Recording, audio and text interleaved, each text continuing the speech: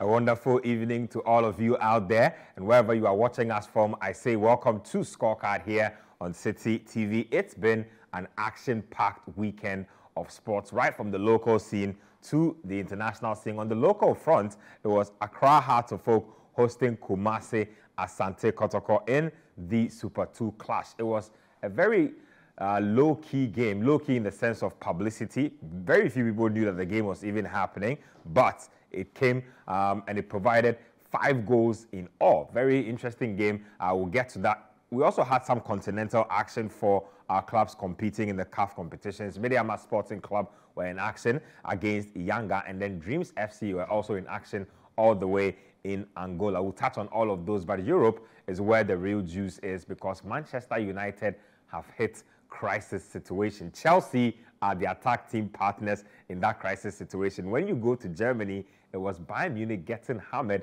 by Frankfurt. I'm sure Tony Eboa would have been smiling wherever he was. So a lot to chew on today on the show. Let's do a quick turnaround. When we come back, we'll have the text and WhatsApp screens, WhatsApp numbers on your screen so you can text us from wherever you are, and then I'll introduce my guest. Don't go anywhere. Stay with us. Scorecard. We'll be right back. Welcome back to Scorecard here on Citi TV. My 2 good friends are here, Edwin Kwakofi and Coach Christopher Nimley. Gentlemen, welcome to the show. Thank you, Nketia. Good to be back. Nice one, nice one. Your team is on top of the league, so even your introduction to the program speaks volumes of your excitement. You're overly excited that Liverpool is on top. Disclaimer, I don't know what he's talking about. I have no idea what you're talking about. But hey, if some team is on top of the league, glory be to God, they've been doing what they need to do. So if they're on top of the league, greetings to Jurgen Klopp and everybody. I don't know the team. I think I want to say greetings to Jurgen Klopp, greetings to Salah, greetings to Soboslai and all the guys out there. Okay. That's fine. Let's get into it. Let's start off with that Medeama Sporting Club game with Young Africans. They managed a draw. Let's get to the highlights of that game. We'll come back in studio and we'll discuss. So Medeama Sporting Club getting a penalty, Yanga responding in equal measure. 1-1 is how it ended. I'm not sure how Medeama feel about that result, but not what they would have wanted. Edwin? Look, absolutely not what they would have wanted. I think you go into competitions like these knowing that home matches are very important. Yep. After the win last time out, I thought Medeama would just kick on from there, pick up another win against Young African. And they certainly had the chances to get the wins. They didn't take those chances, allowed Young African back into it, and I think they will see this as 2 points drop. Evans Adote will look at this team and think that this was an opportunity for us to get a good standing on the league table, put ourselves in a good position, because there are a few difficult away games coming up. Yep. And this was a chance missed for Medeama. Going into the future games, I think they need to look at how they manage games, how they build upon their leads. I felt that in this game, if they had taken their chances, if they had been a little more assertive anytime they go forward, they might have got a second goal and then sealed this game. But I think 1 point, you don't cry at 1 point. 1 point is still 1 point. They've got themselves in a good position. All they need to do is keep winning at home and try and get results away from home. They need to try and get a draw. From Yanga when they travel there. Exactly. And when they come home, they need to win those games because the home wins are very important, not just because of the points, but they help you build momentum, help you build some confidence in the team. And once the team has confidence, going away does not become the difficult task it usually is. But I think 1 point from this game is not the worst result for Medeama. So 4 points they have now, I believe. Yes, they have 4 Coach, points. I'm not sure if you are disappointed because I thought that Yanga were there for the taking, like Edwin said. Medeama had numerous chances to put this game away. Look, I am disappointed because I think they should have gotten all the 3 maximum points. My disappointment actually comes from the fact that they showed a bit more or too much inexperience. The sort of start they got, if you are a coach, that is the start you would have hoped for. They started on a very bright note, imposed themselves on the opponent and got that penalty kick. But this is not the Ghanaian Premier League. This is the Champions League of Africa. Once you take the lead, The opponent knows that Medeama is not experienced at this level. This is their first time in the Champions League. They've never been there before. Yeah. Historically, when you are planning for your opponent, you need to get all these facts under your belt. So they knew that Medeama is an inexperienced team in the Champions League. Once Medeama took the lead, what I was expecting them to do was to at least get every player behind the ball and see the response from the opponent. Because logically, they will respond. They'll be asking themselves, well, from these guys, don't they respect? Yeah. We have more money. We have more money. We've been there. They've never been here. All of a sudden, they've taken a shock lead. Come on, let's go show them what we are made of. So that tactically would have meant that after taking the lead, every player behind the ball and try and take the steam out of the game. But shockingly, when Medeama took the lead, they kept going at it. And you see, the timing in between the goals, the Medeama goals and the younger goal, in my view, it was too short. I was watching the game. I think the Medeama lead didn't even last for 8 minutes. Then they got pegged back. And I was asking myself, naturally at this level, once you take the lead, you should wait and see how your opponent will respond. If they don't respond in an attacking way, then you go at them. Then it means that they have a little bit respect for you. So they themselves, they are afraid that if they don't take care, a second goal will come. But the moment Medeama took the lead, they started going, and the game became very, very stretched. Truth be told, they had some good chances that they should have equaled. But in that second half, in the last 20 minutes, that is where you saw the experience and the inexperience of Medeama. Medeama was there for the taking. Look, they even scored a goal that I thought was a bit of a perfect goal, but got disallowed. I've looked at it trying to find out where exactly was the offside for that goal to have been disallowed. So that is where my disappointment comes from. We took the lead.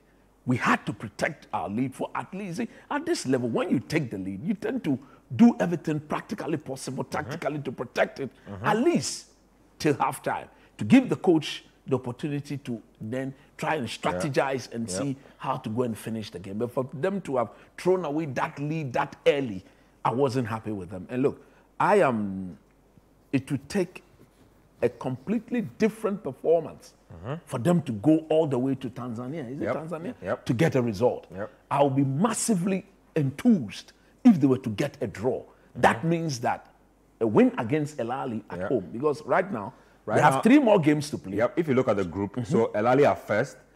They have 5 points. Medeama are second on 4 points. Belouizdad are third on 4 points as well. Yanga are bottom with 2 points. So which means El Ahly themselves, they've won 1. They've drawn 2 games. So Medeama next away game against this very opponent is the most crucial. If they can avoid a defeat, it is looking like it will come down to that game against El Ahly here. Because they have 2 away games and a home game. Please win that home game.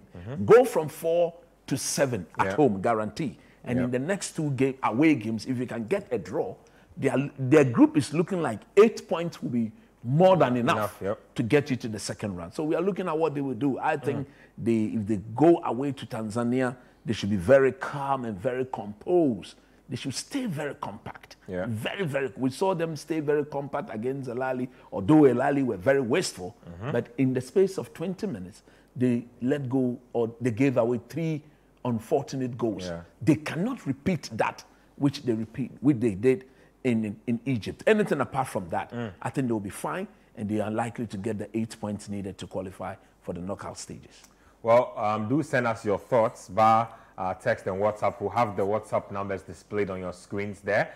Dreams FC did win away from home to Academica de Lobito of Angola. 3-2 is how that game ended. When you look at the Dreams FC group as well, it's really tight. So Club Africain have 6 points, Rivers United have 6 points, Dreams FC have 6 points, Academica have 0 points. So very tight group there. 3 teams all on 6 points heading into the next round of matches. Dreams have their destiny in their hands. Own hands. Their next game is a home game against the whipping boys of the group. So you want to make it 6 out of 6. Anything apart from that, qualification is jeopardized. It becomes shaky. Very, very shaky, because they have shown that they've played 3, they've lost 3.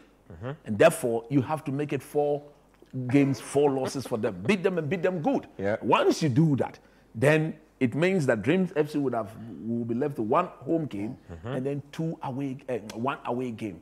Get a maximum, just a draw. Yeah. Because 6, you win your next home game, that takes you to 9. Yeah.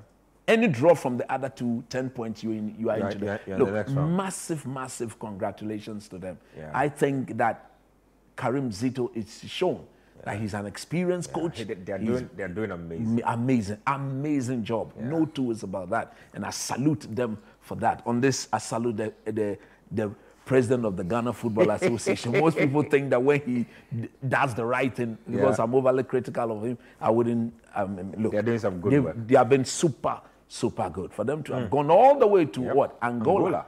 To not only draw, but get the 3 maximum, score 3 goals, 3 away goals. That's massive. When was the last time a Ghanaian team went away and even the Black Stars, they struggled to score even 1 goal away from home.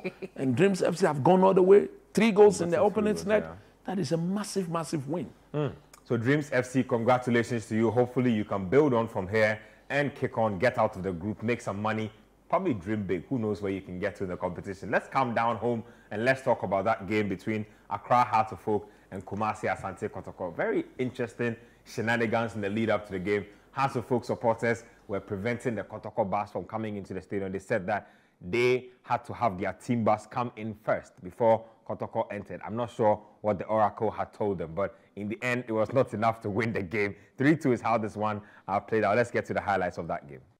So Richmond IE there, wow, huge errors, especially in a game like this. Wow, fans will be talking about this for a long time. Coach, Super 2 clash, not so popular, but fans did turn up in good measure to watch the game. The game itself was pretty exciting. I think it was pretty exciting, but too many errors took the beauty of it. This is not, Kotoko Hearts. No, at all, far from that. You know, we've seen these 2 teams play themselves at the highest level. Better quality players, more competitive football we've seen. These were giveaway goals. These were clear giveaway goals. Look, there is some form of suspicion about offside on the Kotoko first goal. Let's roll the it angle, again. but while you analyze, let's just roll it again. I think when the pass was made, the Kotoko striker was slightly in an offside position, but it was so tight that you don't want to fault the linesman for that. Again, look at the Hearts of Oak first goal. You see, like I told you the other day, I find it practically, tactically impossible why teams tend to concede from set pieces. Because, look, simple mathematics will tell you that the team executing the set piece has a player there.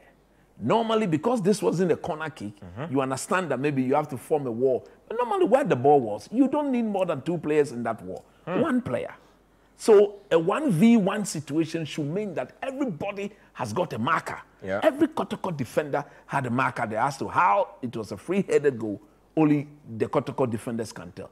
And look at Richmond IE. Look, you put me there, I catch this ball with chicken ears all day. I don't even need to dive. You mean that first goal? No, the second one you conceded. It was a complete giveaway. Yeah. It's a catch. Look at this. It's a catching practice. You mean you are agile enough to catch this ball? I will not even dive. Because look at, you see, he shouldn't have done what he did. Yeah. He needed to, he wanted to save the ball in a very stylish manner. And then you give away such a goal. For me, I'm happy. When you give away when you commit such errors at this level, it is proper that you get punished. And look at the 3rd goal again.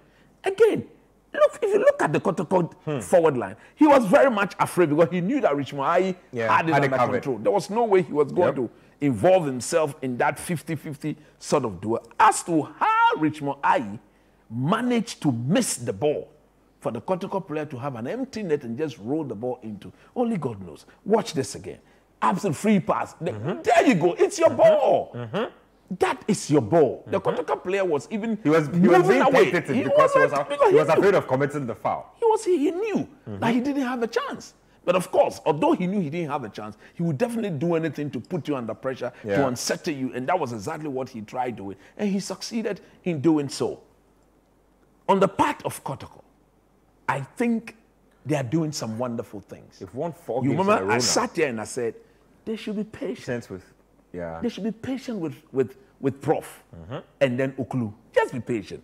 And I told Prof and Oklu, don't go and do a press conference, an unnecessary press conference. Concentrate on the team you've got and get them to take it a game at a time, one game at a time. Once it becomes that and the boys begin to understand that we may lose some, we may win some, we may draw some. Even the one we lose, what the people of Ashanti expect from you is to fight for the badge.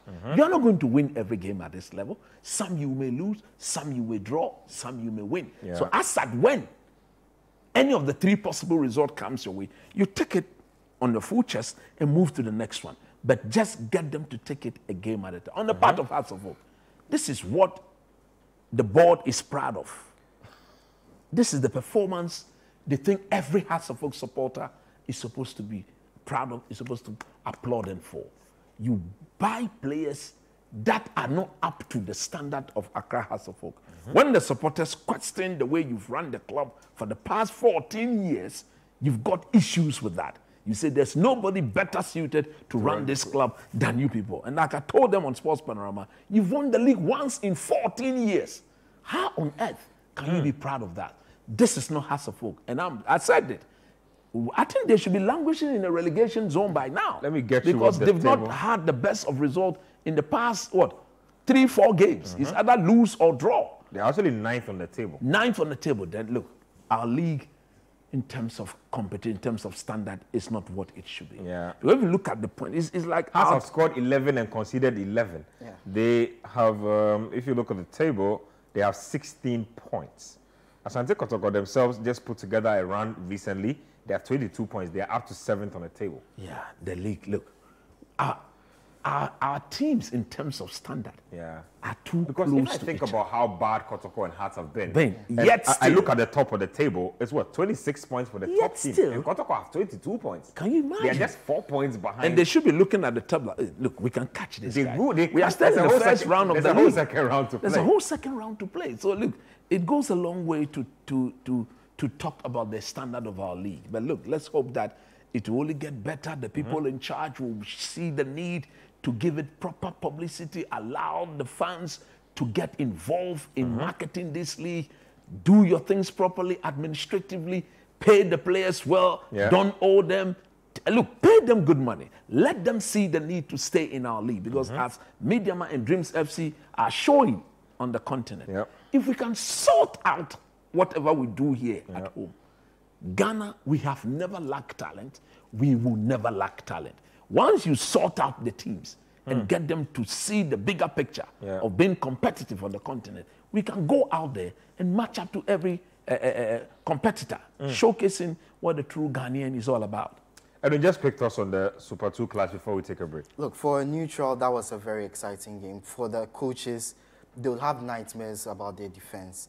And coach has spoken about them, but I'd like to point out Richmond again. The first one was a very bad one, but I don't think you can blame him too much for the second one. Of course, he could have put in a really good challenge for the third goal, he conceded. But the pass from Kelvin Osei-Sibe was terrible. It was a bit short. It was a bit short. Understandably. And but once he got to the ball, he should be kicking. The ball had a...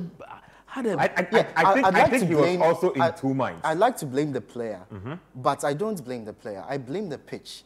That was a horrendous pitch. Maybe. And the ball was held up on the pitch. If we could have a look at that. The ball was held up on the pitch, which puts Richmond in 2 minds. Was he going to get to it in time? Was he not? If he made a wrong decision, that could have been a sending off. So I get the rationale behind his hesitancy for that one. And you would understand because he had made a big error in a game like this. So I think he was probably nervous about going up for the whole occasion got to him. Now, let me just chip in something. I saw the physique of Richard Atta. What? Who is keeping him in House of Oak? He's too fat. What? One time, a national... Who is keeping him in House of Oak? You're right, actually. He's been in the Black Stars at the moment. One time a Black Stars goalkeeper. He's too fat. Yeah, he's definitely out of shape. Who's keeping him there? That's why Ship him out. Ship him out quick. Get rid of him quick. He doesn't understand the profession in which he finds himself. How can you be a goalkeeper? Your stomach looks like that, big like that. What is that? No, they should get rid of him quick. No, but why should they put him on a salary when he's looking this bad? Is he the deputy? So if Richmond were to experience some form of, the coach, that is why the coach will not even look at him at the bench. Yeah. Because, look, truth be told, he should be the #1 goalkeeper. He should be. But his shape is bad. He cannot dive. He cannot run. He cannot kick. How can he dive with this big stomach? They should ship him out. No, Edwin, don't laugh. They should ship him out quick. If I'm Elijah Kambi, if you are watching this program, now, Dr. Nyawo Tamaglo, these are the sort of things you should be doing. The man is on a monthly salary. Yeah. Why are you paying him for? I'm sure he's one of their highest paid players. Hey, he's looking this bad. Ship him out. And we finish off with this point of view, and then we can wrap it up. It's worrying times for Hearts of Oak. They've won once in their last 7, twice in their last 10. Can you imagine? And they are in 9th Twice place. in their last 10. Twice in their last 10. That is a relegation form. Yep, it is. It's relegation form, and they should be worried. The goals are not coming. They are conceding way too much. And the goals they are conceding are very, very poor quality. I think a lot of practice needs to go into that team because things aren't going too well. Well, I'd say that you spoke about competitiveness. Now, if you look at the table, Hearts are 16th. Now, Tamale cities who are, I think it's Royal Tamale United actually, who are 14th, are separated from Accra Hearts of Oak by what? How many points? 2 points. So Accra Hearts of Oak can easily drop back into the relegation zone in the next 2 matches or so. So really interesting table there. Let's take a quick break here. When we come back, we'll get into some foreign stuff. It's been really tasty in the Premier League, depending on what team you support, really. I mean, I'm feeling good where I am. Coach these days has retired from United. I'm fine, Charlie. I'm not sure about Edwin. We need to check on him, but let's take a quick turnaround. We'll come back. There's a lot to talk about as far as the Premier League is concerned. Stay with us here on Scorecard. Welcome back to Scorecard here on Citi TV. Let's now take the action to England and let's get to Old Trafford, where Manchester United were expected to build on their performance against Chelsea in midweek. AFC Bournemouth had plans of their own. Check out the highlights of this one. Okay, so Dominic Solanke, Philip Billing, and the lads doing a job on Manchester United. They're 3-0. It's a result that has put Eric Ten Hag's job into sharp jeopardy. Coach Christopher Nimley is on the tactical board. Coach, let's get to the goals that United conceded, and let's see exactly where the problems came from. Okay, so before I get my screen rolling, there's a point I really need to emphasize on. This Manchester United team is noted for their inconsistency. Their form has been very, very undulating throughout the season. So on Wednesday, they took on Chelsea. They dealt with Chelsea very, very well. Yeah. Although you and I do believe that the number of turnovers that occurred in that game at that level is unacceptable. So in this game, if you are going to a game against Bournemouth, a team that has never beaten you before at Old Trafford, having beaten Chelsea, one of your rivals, you should build on that, having in mind that a week from today, you are going to Anfield, where you were humbled 7-0 last season. So mentality-wise, I just couldn't understand what United was all about. Now, let's roll the first goal. I'll roll it on, and then I'll pause it here. Now, watch. Absolutely no difficulty at all. Amrabat wins the ball. This is Amrabat. He wins the ball. He gave the ball to Bruno Fernandes. Bruno Fernandes, under no pressure, saw McTominay. So Bruno decided that technically, I can chip the ball over these two Brentford players and give the ball to McTominay. Now look at the desire of McTominay to win the ball. When Bruno gave the pass, there is a Bournemouth player who is completely out of focus. Nobody can see him coming. But the moment the ball gets to him, as to how McTominay allowed him to win the ball, a lot of desire right there. He didn't show any commitment. I love the fact that we can freeze these frames. Because in the space of 2 seconds, a lot has happened. In that sequence. A lot has happened in that sequence. Now, once McTominay lost the ball. One would have said, look, if I'm the one doing the analysis there after the match to this place, if he had shown a lot more desire, he would have committed the foul, even if he didn't win the ball. That would have meant Stop the sequence from you happening. stop the sequence from happening. He didn't do that. Now look at the positioning of Harry Maguire and Luke Shaw, the two centre-backs. Clearly, the gap between the two of them, unacceptable. Huge gap. This is more than 10 yards apart. More than 10 yards. And in a game of football, if you are my partner, you clearly cannot be more than 10 meters away from me or 10 yards away from me. That is why you see the 18-yard box. When you look at this, we can't see the next one in picture, the next edge in picture. But when defensively, when you are there, you are supposed to get closer within the 18 yards such that the gap between one centre back or the two full backs and the two centre back is not more than 10 yards apart. The moment that was the problem. Look at Solanke. He knew exactly where he had to what? Be. So all he needed to do was to attack the first post here. Once he attacked that post, if the ball gets to him, it's into the back of net. And that was exactly what happened, giving Andre Onana no chance whatsoever to get to the ball. Bang. Brilliant finish. Brilliant finish. He didn't need to, he knew where he had to place the ball. And the moment he did that, it was back in the net. Now, so that meant that it was Bournemouth, Man United 0, Bournemouth 1. Now look at the second goal. Again, this is Bournemouth 1, this is Bournemouth 2. Look at the second goal. Beautiful. I like where we've gotten the screen from. Look at Luke Shaw. This is Luke Shaw. Actually, the pass came from him. He forced the pass. When it was a set piece that he needed to execute, he should have given the ball to Bruno here. That was an option. He could have gone this way to Maguire. And then he chose to place the most difficult pass, which was more or less trying to hit the ball into this very space here. Trying to hit the ball into this very space here. To who? Only Luke Shaw can explain. Played it into space for his man? For who? He should have seen this Bournemouth player that the moment the ball bounced, and it had rained throughout. It had rained, so the pitch was a bit slippery or very skippy. So once he didn't get the pass, now everybody watch. I'm going to show you the lackadaisical defending of the Man United setup. Watch. Let's play it. So they get dispossessed. Now look at the movement of Luke Shaw, everybody. Look at him. You see? This is Luke Shaw. This is Harry Maguire. Let's play this again. It is going. It is going. It is going. Where are all of them going? Where are they going? All tracking down Look one at that. ball. All tracking down one ball. One, two, three, four. Where are they going? Luke Shaw, who had given the ball away, should have clearly seen that in Dalot, in McTominay, in Maguire, this guy was under control.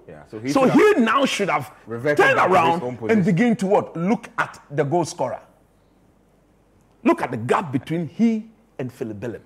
Where was he? Look, I was asking myself, where exactly was Luke Shaw going?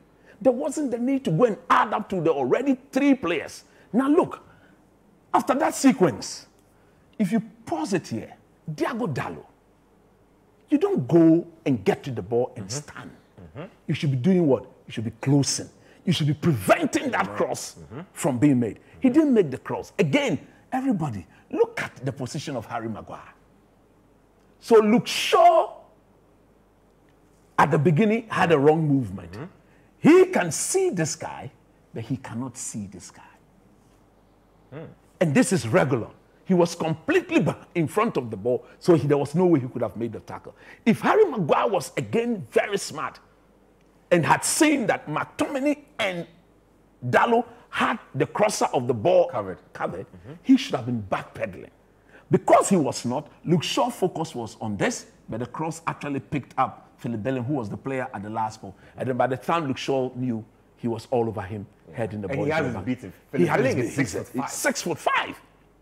6'5". Again, this is kindergarten. You don't beat Bayern Munich on Tuesday if you play like this. You don't beat Liverpool on Sunday if you play like this. Let's get to the final. That was the second goal. Now let's go to the final and last goal. Again, very routine. I've always complained that for me, I'm always over the moon.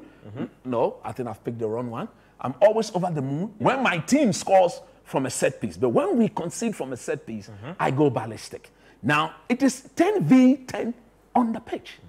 They have a corner kick. Yeah. One of their players have gone there. And one of the Man United striker has held up two of the Bournemouth defenders in their half. So if you were to do the numbers, it was actually 9v7. As to how 9 players would allow one of out of the 7 players to have a free header into the back of the only God knows. Where was he coming from? Again, that was Harry Maguire's marker. You see, because Maguire is that big among the United players, and when it comes to set pieces, defending or even attacking, once he goes up, he's the obvious target. This is what Bournemouth did so smartly. They got a player to block coming about it. So again, it is very clear that the fact that Erik ten Hag is unable to play with a settled back four, always changing, the chemistry is dead. I want to believe that Rafael Varane is being forced out of this team. Although he's been injury prone, but he's one player that I will always say, if he's fit enough to sit on the bench, he walks straight into that team. Because in the absence of Lisandro Martinez, Rafael Varane is the leader at the back of this Man United team. Maybe the Player of the Month award given to Maguire took him to sleep. So that was absolutely shambolic, unacceptable. Brilliant from Coach Christopher Nimley there in terms of giving us a tactical understanding of how Manchester United conceded the goals that they conceded in that particular encounter. 3 goals conceded by Manchester United there. So very interesting. Let me take Edwin's thoughts on this particular game. Edwin, is Ten Hag getting fired? Because at this point, this is dire. Look, there are worrying signs for United. And I've said several times here that I feel United, there are moments where they are giving a false sense of security. The Wolves win at the start of the season. They shouldn't have won that. They didn't play well, yet they won, and everyone was happy with them. The Everton win recently. They were not impressive in that game. They won. Everyone was happy. They didn't care about how they played. The Chelsea win. A better Chelsea side wins that game. Chelsea were atrocious, and yet United barely won that game. A better Chelsea side wins that game. False sense of security. Everyone is happy with the 3 points. No one cares about what else happened, how they played. In this game, Bournemouth came into it with a very good strategy. Right at the start of the game, they knew United had a problem playing out of the back because Onana, his confidence is a little shaky, passing out of the back. He doesn't have players he can trust to receive those balls. So anytime they got onto the ball, kick it straight out of play. They kicked it out of play near the corner flag. And then they set up. The 3 forwards were pushing up on the United defenders. So no one could advance, forcing United into mistakes. Bruno Fernandes's pass to McTominay, a mistake there. They take advantage. In other instances, they were bullied every single opportunity. McTominay bullied. Luke Shaw bullied in the box. And then Amrabat and Maguire bullied for that corner, the 3rd goal. It's not just defensively that United have problems. Offensively too, there are lots of issues. Not because the players can't score, but because of the decisions that certain players are making. And you point to one instance where Dalot was inside the box with Højlund to his left. He decided to take a shot from an impossible angle when he could have squared to Højlund to put the ball in the back of the net. That is a terrible decision. And you see that from the stats. United have a 7.4% shot conversion rate in the Premier League. That's the lowest in the Premier League.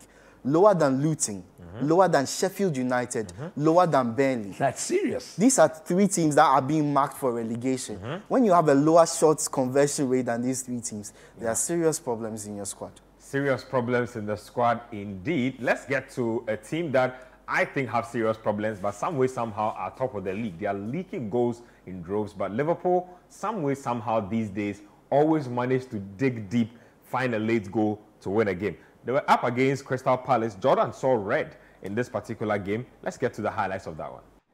Yes, so Liverpool Football Club there, digging deep. It was a really hard-fought victory for them. Harvey Elliott saving the day this time, not Trent Alexander-Arnold. Edwin, are you worried about how Liverpool are winning games, or you feel like it's a championship run, how you win doesn't really matter? Look, I've constantly expressed my apprehension with how Liverpool approach games. I felt that they've not started games as intensely as Jurgen Klopp's sides usually do. So it's left them needing to come back on a number of occasions. They've had to come back from losing. I think they've picked 18 points. Yes, they have. From losing positions. Exactly. Highest in the league. That's crazy. The next best side is 6 points behind. Exactly. Which is very crazy. Very significant. It's very Characteristic significant. of the Jurgen Klopp's team. Exactly, and they do need to be worried. But I think Klopp will be pleased with how they approach the game. He mentioned that they were not good for 75 minutes. But after that, after those 75 minutes, they got into the game, got the goals they needed, and then killed the game. I think the turning point was Harvey Elliott's introduction to the game. I'm usually not a big fan of him because of how he approaches his football. He holds on to it for far too long, makes really rash decisions sometimes. But I think in this game, he knew the role he was coming in to play, and then he played it superbly. He overloaded a lot of Crystal Palace's full-back play, which meant players were being shifted into positions that they shouldn't have been in. And of course, the red card meant they were a man down, which meant there were more gaps being created by Liverpool. And his touches were really good. He was able to control the ball when he needed to. He released it when he needed to. And he saw the passes that were present, but Liverpool hadn't taken advantage of before then. I think he had 38 touches after he came on. The most touches of any player after his substitution. And he is going to be an important player for Liverpool, not just from the bench, if he continues playing this way. I thought he would have broken into the first team permanently at this point. He should have. There have been a lot of opportunities for him to do so. But as I said, inexperience, rash touches, and a lot of holding on to the ball, which Liverpool players do not want. The forwards need the balls played into them quickly. They want these quick one-touch direct passes. And when you hold on to the ball for far too long, you just let them run into offside positions, let them move into wrong positions, let the defense come and cover. And oftentimes, it affects Liverpool negatively. Today, he's proven his worth, and he's played his way into Klopp's mind as a possible starter. I think there are still a lot of quality players around the Liverpool team who get into the starting lineup ahead of him. But a few more performances like this, and Klopp can't ignore him anymore. Coach, if you are Jurgen Klopp and you want to win a league title, a season where Man City have been with De Bruyne, they've been without De Bruyne for extended periods, Rodri without extended periods, what do you do between now and the end of the season to bring that title home? I think it's simple. They need to defend better. Nobody doubts Liverpool when they decide to go forward. In 90 minutes, they are...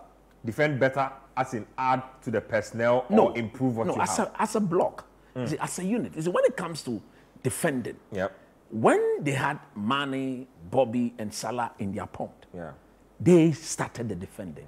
The But press would start from the front. Exactly. Shockingly, Liverpool don't press like they used to press. The players don't have the So legs. when they lose the ball, Yeah. that they are easily passed through.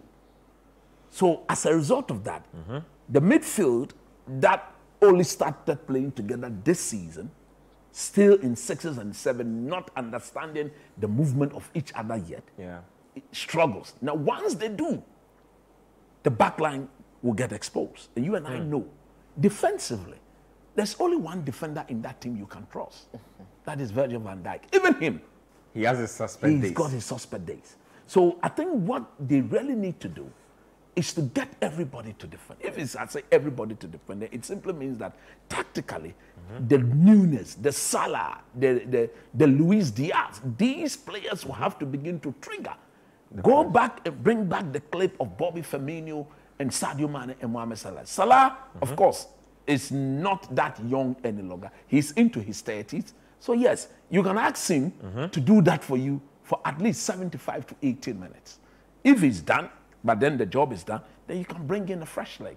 And the way he's using Alexander-Arnold of late, I think that it is better he permanently use him in midfield than to get him to start as a fullback and move into midfield. If against a quality opposition, he's unable to do that, the Soboslai, the McAllister, and whoever is playing in the midfield, they will always think that because Arnold will drift into midfield, they'll have the numbers to match up. But when he's not going to come, they will get confused as to how to do the job all by themselves. And that is going to create serious problem going forward. So if you want to win the league, fundamentally, get everybody to defend as a block. And it starts with the forward guys. When they lose the ball, let them go and press. And Liverpool was absolutely fantastic, not only in triggering the press, but in anticipating where the pass will go and blocking all those channels and then simply winning the ball to put the ball in the back of them. If they can do so, I think they'll give themselves a perfect chance of winning it, because they cannot be scoring 3 goals, 4 goals to win football games week in, week out. Man City themselves are struggling. They are not keeping clean sheet any longer. So if Liverpool can do that, they stand a better chance of winning the league. Well, Liverpool need to tidy their act up, especially at the back. Let me read a few of your messages that have come in before we go for our second break. This one here is from OJ from Tafo. I thought it was OJ from in here. It says that just before you wrap up, ask coach to pray for the Black Queens because they are so precious. We should consider replacing the Black Stars with the Queens. Somebody with his opinion there. This one here says, good evening, Ben. That first goal was an offside as the first pass. That's Belson from Kofoida. I think you're talking about the Kotoko game. This one here says, good evening to you all. Please ask coach if I should stop supporting Chelsea as he did Man United, because Chelsea this season, dear. That's Dejan from Nima, that one.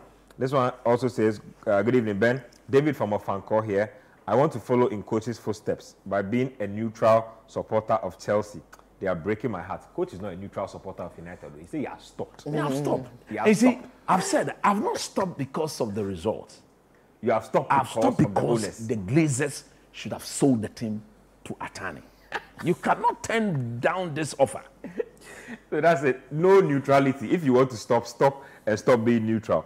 This one here from Ray from Abokobi says, good evening, guys. I don't understand why Ten Hag keeps playing Onana after shipping in more than 30 goals. He should at least try Bayern. You don't have to wait for too long. Onana will be going to the AFCON. You will have all the Bayern you want in recent times. This one here is from Naya Bingi from China House in Latabi, Okoshi.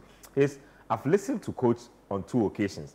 His heart and soul is still with Man United. That's what whenever he's talking about United, you still see the attachment and passion for the club is still there. No. Look, I'm always passionate on these matters. It's not only about United. Even if I get a chance to analyze Chelsea, I'll be passionate about them. Look at the Maguire. He saw the Liverpool. You have to speak with passion. Let's take a break here on the show. When we come back, we'll go back to our tactical board. We'll show you Arsenal versus Aston Villa. Really big game. Aston Villa are at least title contenders as far as things stand now. We have some action from La Liga. We have some action from the German Bundesliga as well. A lot to come on Scorecard. Stay with us.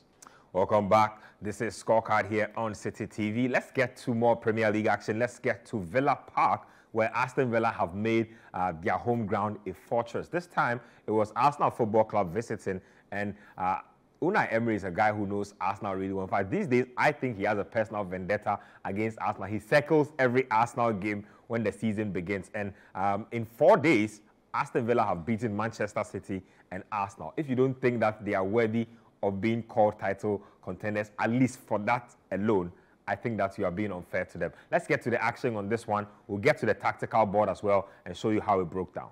So John McGinn, the hero in that game, 1 goal within the first 5 minutes was more than enough to seal the 3 points for Aston Villa. Arsenal huffed and puffed.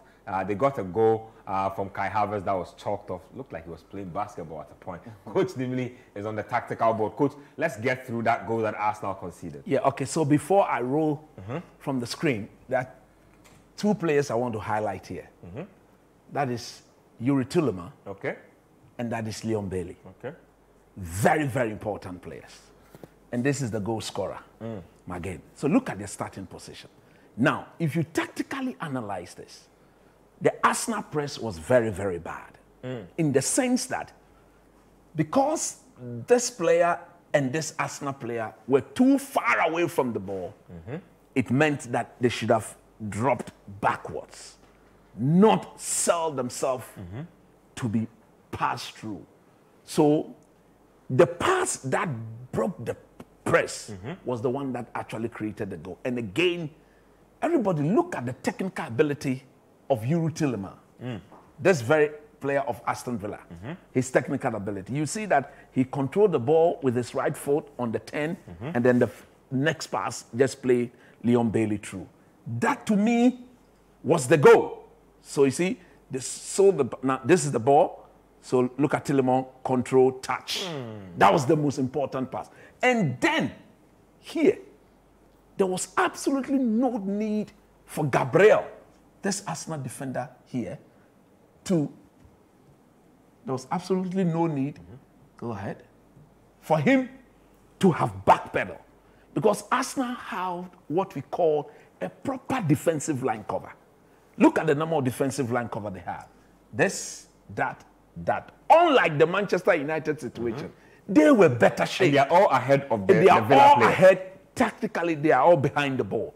So Magalhaes there shouldn't have backpedal. He should have gone because the Leo Bailey run actually started from outside the 18. So he led him into the box. The moment he entered the box, there wasn't the need to commit to any tackle because if you don't get it right, you give away a penalty. And then watch him again. The ball goes there. Look at the control here. Look, let me just roll this back just a second, back a little. and then you go. Control with the right foot on the 10, bang into the back of the net. So tactically, three things didn't go well. The Arsenal initial press was wrong.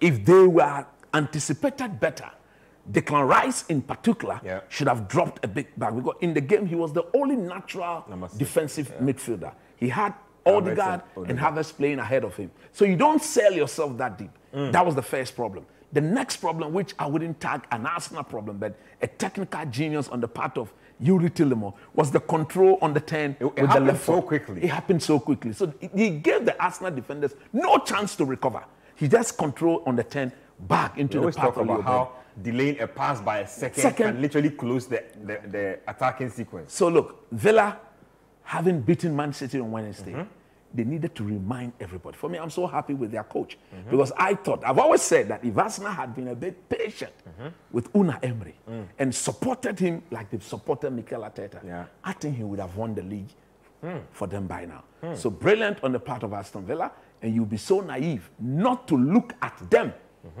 as a top 4 team for the end of the season. Aston Villa Football Club doing really big things there. First of all, they took Arsenal away. Now they have managed they took Manchester City first. Now they have managed to take Arsenal as well out of the equation. So that's what's going on as far as this is concerned. Let's get to more highlights here. Let's get to that Chelsea game. It's 2-0 is how Chelsea particularly ended down. Let's get to the highlights. So 2-0, very surprising result for me. I thought that Chelsea would bounce back after that fiasco against Manchester United. Edwin, your takeouts from that defeat. I'm sure Pochettino is crushed.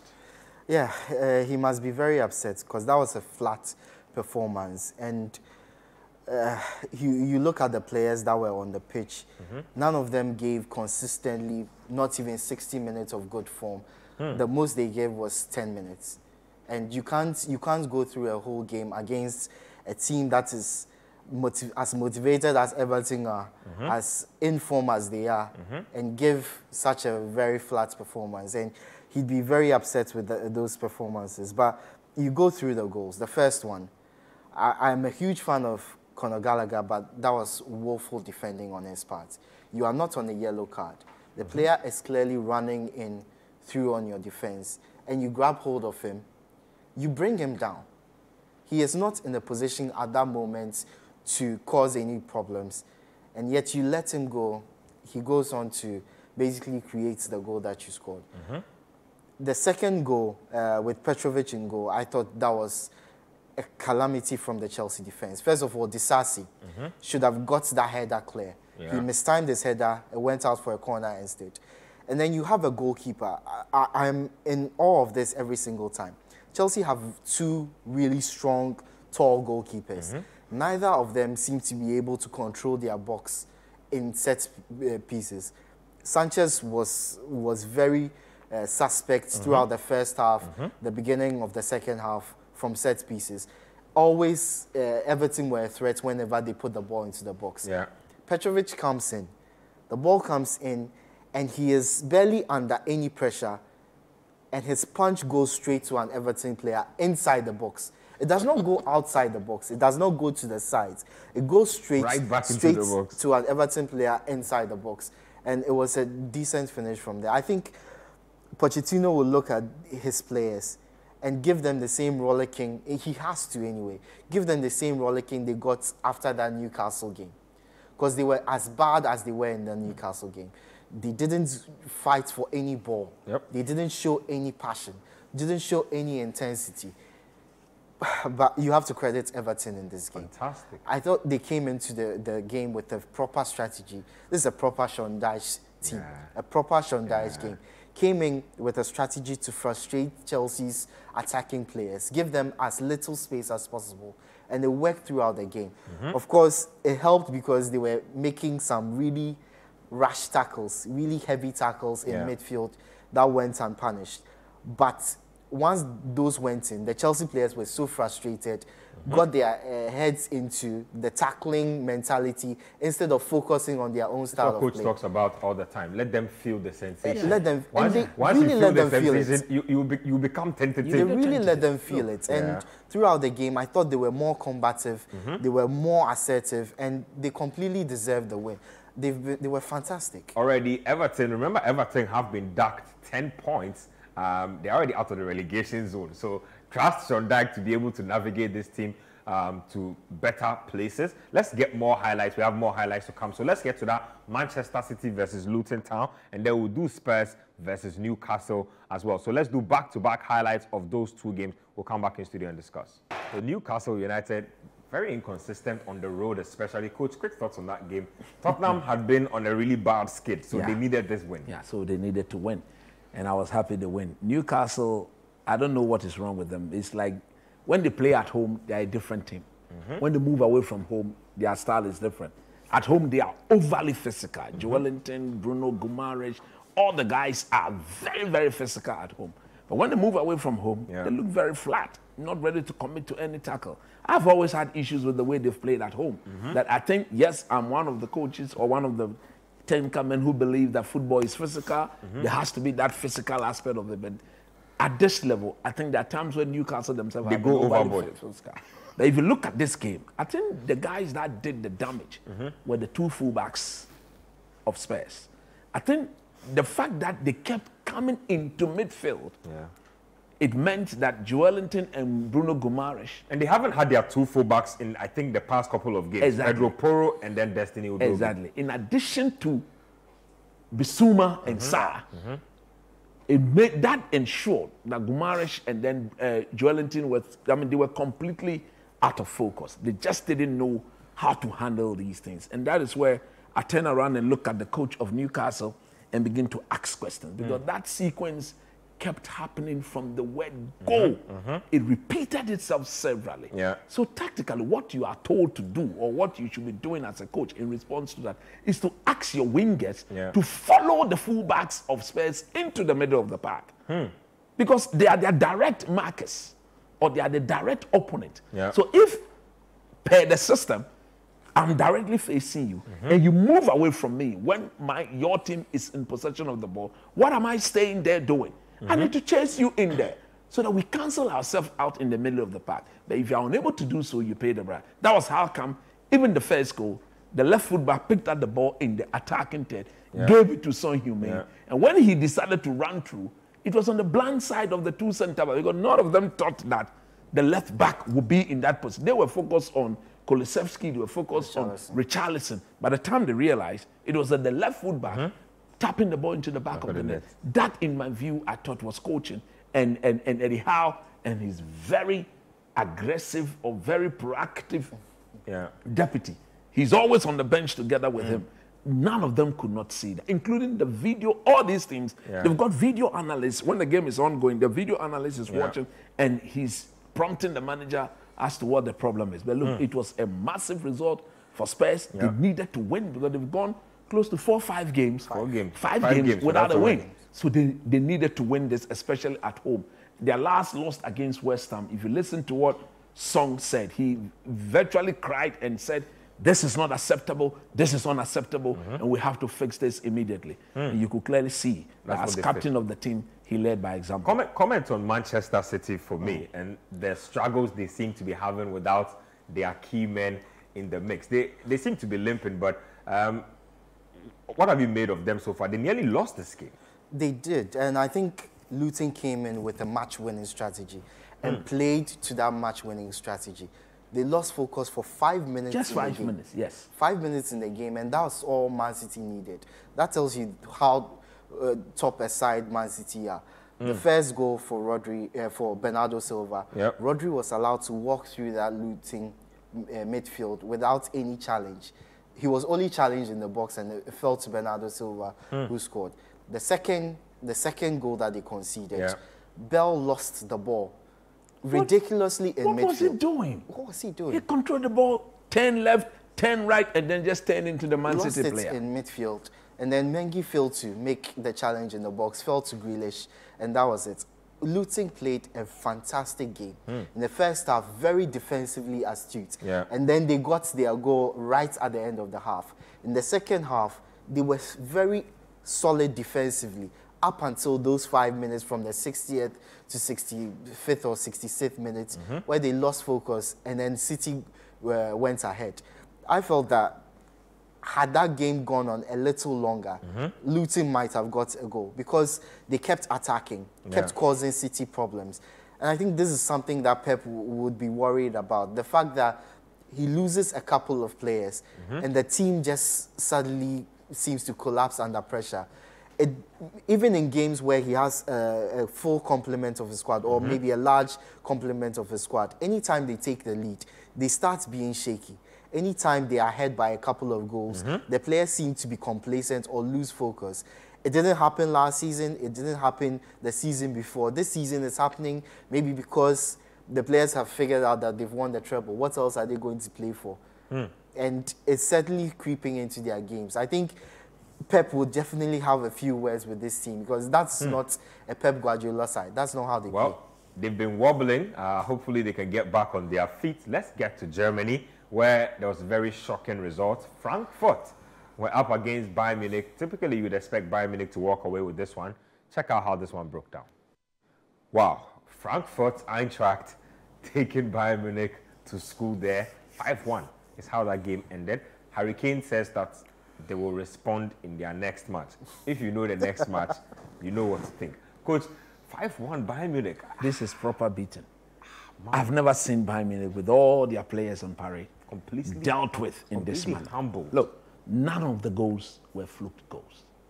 They were proper team goals. They were, you see, they were made to submit themselves. They are used to getting that teams to other teams. This one, they were made to submit. On the day they were that bad. Look, I've always said, if you're a fullback and you get closer, block that cross from going. Look at the first goal.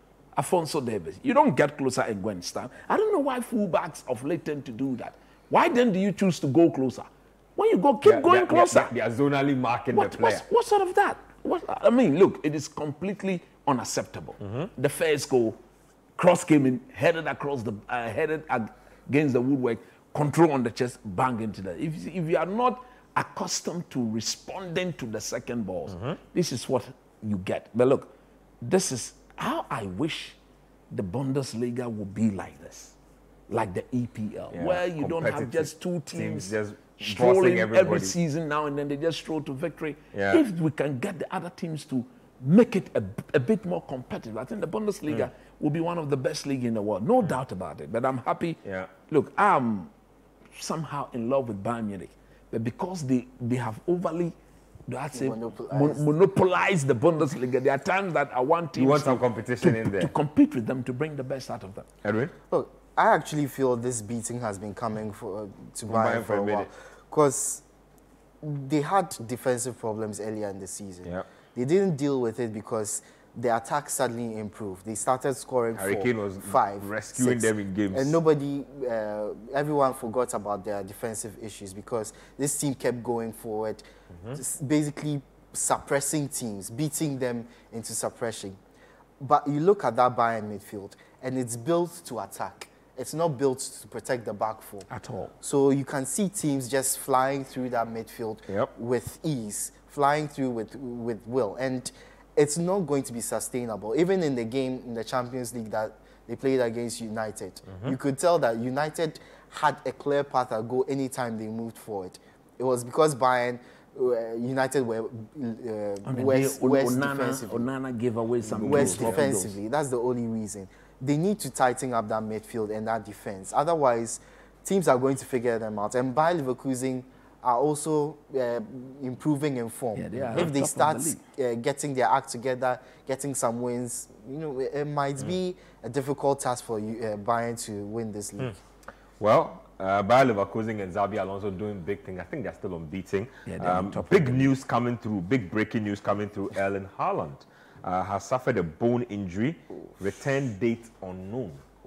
Yeah, bone injury for Erling Haaland, return date unknown. That is massive news for Manchester City. It's a big blow. As a club. First, big they blow. have De Bruyne out. They have Rodri, who can't control his discipline these days, in and out now. They have the talisman himself also out in the mix. So we'll see how they cope with this one. But thank you very much, Coach. Thank you very much, Edwin. And thank you very much to everybody who made time to text into the show, to watch the show, and to spend time with us. My name is Benjamin Nketia. Same time next week, Scorecard will be back on your screens.